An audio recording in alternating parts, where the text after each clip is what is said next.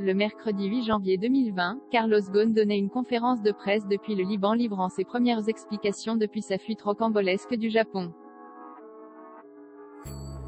L'occasion pour lui de revenir sur l'affaire dans laquelle il est accusé d'abus de biens sociaux et de fraude fiscale. Mais juste avant cet événement, Loeb avait dévoilé le passé familial obscur de l'ex-PDG de Renault et Nissan. Dans un article intitulé La tragédie familiale que Carlos Ghosn a toujours occultée, Elle hebdomadaire revenait sur le destin rocambolesque du père du chef d'affaires, Jorge Ghosn. Né au Brésil, héritier du business familial avec ses frères, le père de Carlos Ghosn a été condamné à mort et a passé de longues années en prison, révélait Loeb. En 1960, le corps sans vie d'un prêtre du nord de Beyrouth est retrouvé sur le bord d'une route, tué de 2 balles. La présence de la voiture appartenant à l'épouse de Jorge Ghosn conduit à l'arrestation de ce dernier ainsi que d'un complice.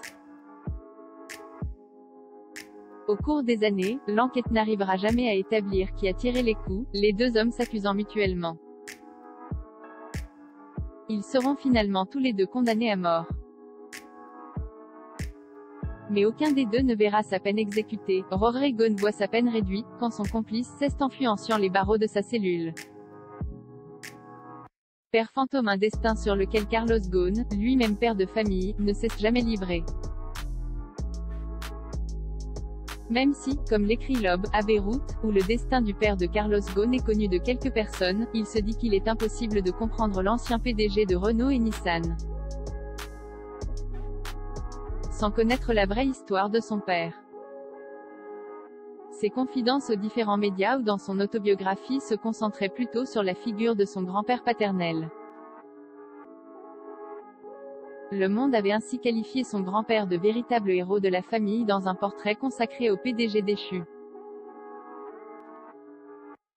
Le journal évoquait même un père fantôme.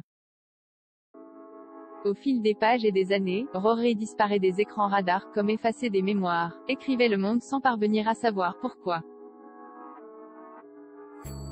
On sait désormais les raisons de ce silence.